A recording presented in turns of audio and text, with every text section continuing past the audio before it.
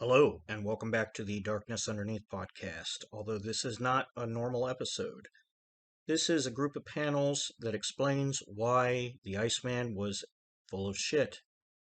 Citations on back, and please click the link of the guy who I got footage from, who deserves credit for that.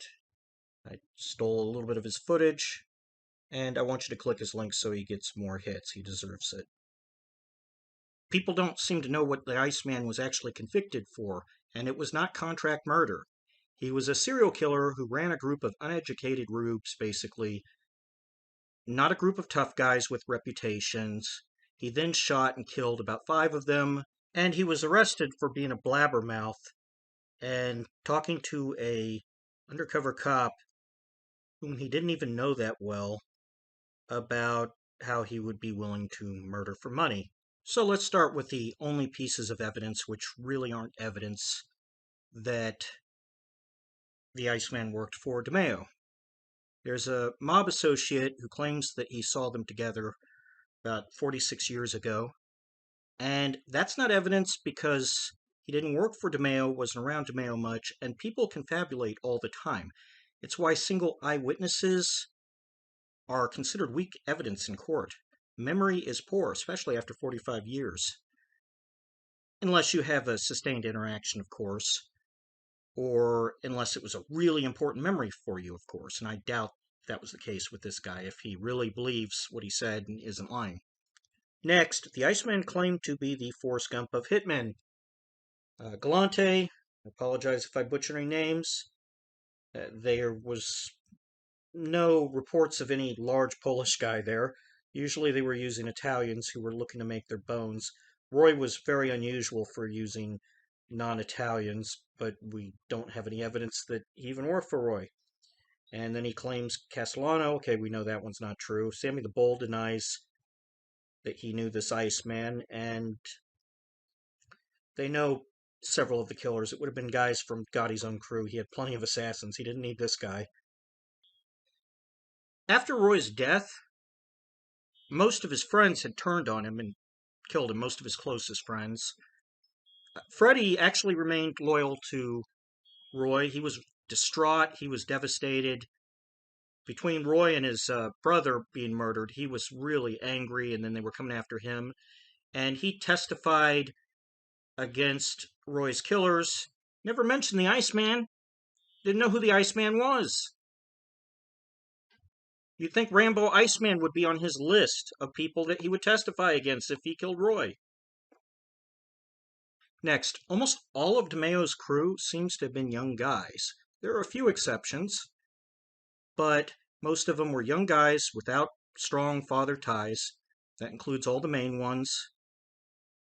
Because young juveniles are more easily influenced into loyalty, they're often looking for dad figures, especially if they don't have one, and easier to mold into killers who are a little more loyal, not people who already have identities. Next, the Iceman was actually terrible at killing. One, you don't keep a body for 2 years on ice and then try to get rid of it without knowing anything about ice crystals. That's actually pretty obvious that they were going to be able to detect that, so they knew right away that he murdered somebody. He could have looked that up. Instead, you get rid of the body as quick as possible. That's evidence. You don't want somebody to accidentally find that.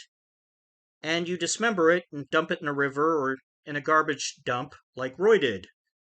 2, when he used cyanide on somebody, he had another guy strangle that person. Cyanide itself was difficult to detect.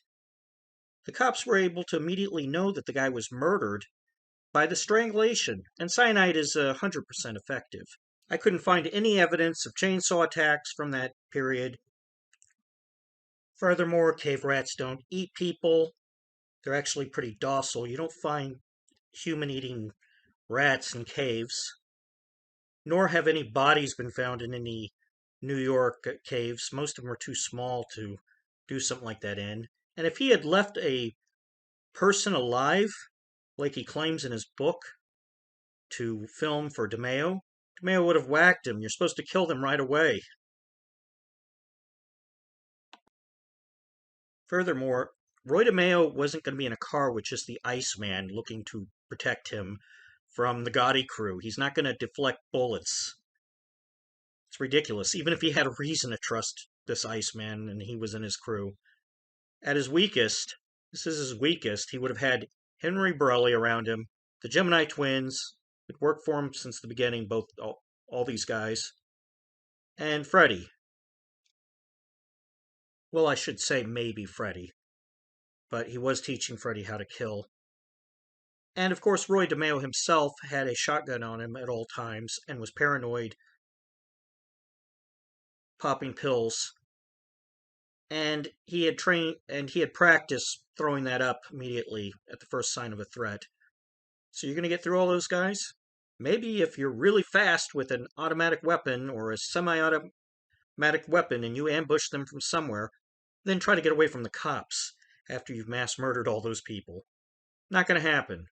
And you're probably not going to get through those guys anyway. Also, he couldn't identify that Roy had a chandelier on him when he died. Everybody who's read Murder Machine knows that. Furthermore, Albert Demeo was attacked by the Gemini twins, driven off a road, and they almost killed him after he had called Nino to tell him that he was going to get revenge on the killers. He didn't know Nino was in on it. And Albert himself has no doubt that it was the Gemini twins who were responsible. Not sure if Henry was there or not. The cop thinks he was probably there. I'm not so sure, but I know the Gemini twins were there. Now let's ask the experts. One was a guy who investigated the death of the Iceman to see if Sammy the Bull was in on it. I think that's absolutely ridiculous. Another two are cops. One's an FBI agent who played crucial roles in taking down Roy. Obviously, they didn't kill Roy. That was the Mafia. The Mafia got to him before the cops did. But the Mafia wouldn't have been triggered to go after Roy if it wasn't for guys like this. These were the heroes who took down Roy, two of them. I've seen people insult these guys and say, oh, they just want attention. These guys have done more than anybody you're ever going to know against organized crime. And if they wanted attention, they could have written a book on the investigation and probably made it a bestseller. Murder Machine, after all, was very popular when it first came out. And I would think Dominick, who worked for Nino and knew Roy and was working with him since the very beginning, at the very minimum, taking cash from him, I would think he would know. If anybody knows, he would know. The only thing that I ever heard, the only time I've ever heard him mentioned was from Kenny McCabe. And you know who Kenny was. And Kenny was the closest guy to him. He did more with Kuklinski than anybody else. Because he used to tell me when I would go into the city and have lunch with him and things like this. I was already retired.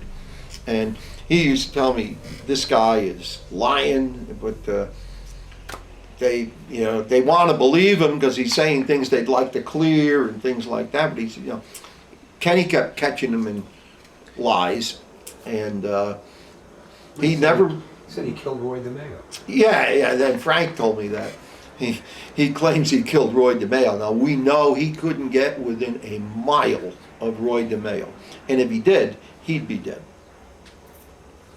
So. Well, Frank said he couldn't even identify what was in the trunk with Roy when you. Yeah. Now, how could you not know what was in that trunk? It was one of the most shocking things we ever saw. I was there when we popped the trunk on. Oh, you were there? I was there, and when we popped the trunk on his caddy, and I was standing right next to the guy banging it.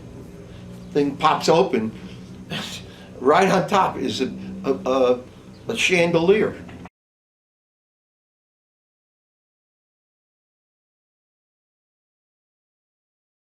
All over the world, and our question to them was, who in organized crime did he hit? There wasn't anybody. Everybody that he hit, they indicted him for murdering in Jersey, was an adversary of his or somebody he was robbing. And they weren't wise guys. So how did they portray him as this? I got called into HBO and they wanted to know from me if this guy was involved with Roy Demeo. And I says no. And they said, no, he was. And I said, no, he ain't. You're perpetrating a farce on the public. Right. You know. But they said, no, he's an organized crime hit gang. He was involved with Roy Demeo. According to the FBI, the U.S. Attorney's Office, and everybody else that we know, this guy Kuklinski had nothing to do with anybody in organized crime. In fact, he was an extortion victim of Roy Demeo, who was trying to overtake the pornography industry in New York and New Jersey. And Roy and his crew committed like 7 or 8 homicides involved in taking over the pornography industry. And this guy was one of them. The cop, as bad as he was, didn't kill anybody. They accused him of killing his wife, but he didn't. Right. And the people that killed him, these 2 brothers, who were related to his wife, walked away from this thing. Because by the virtue of the fact that they got a lawyer and the lawyer said, don't talk to my client anymore, Bergen County, who had the homicide, dropped it. So when Kuklinski came up, that was beautiful, you know. They just went and talked to Kuklinski and they indicted Sammy the Bull Gravano on the basis of what Kuklinski said. Uncorroborated. Right. There was no information that he did this. Here's a guy that says, "Oh, Sammy gave me a cell phone." The victim got killed March 12th of 1980. There were no cell phones. Gotcha. That's only one of the things that were wrong. There was a Right. lot of things there that weren't right, you know, which could prove that he didn't do it, Kuklinski. But he claimed he did.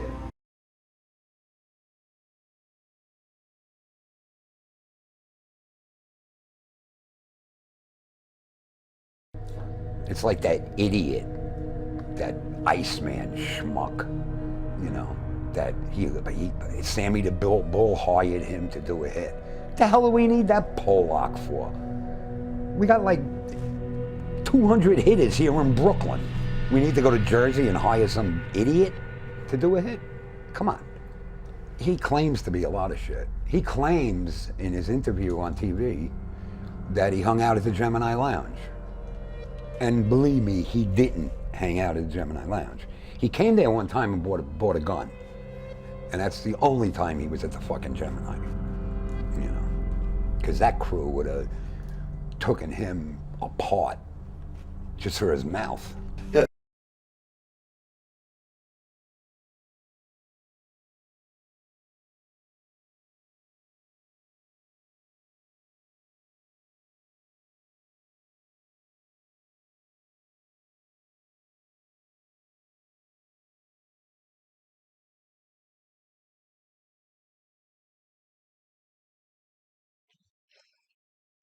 And I think that about settles it.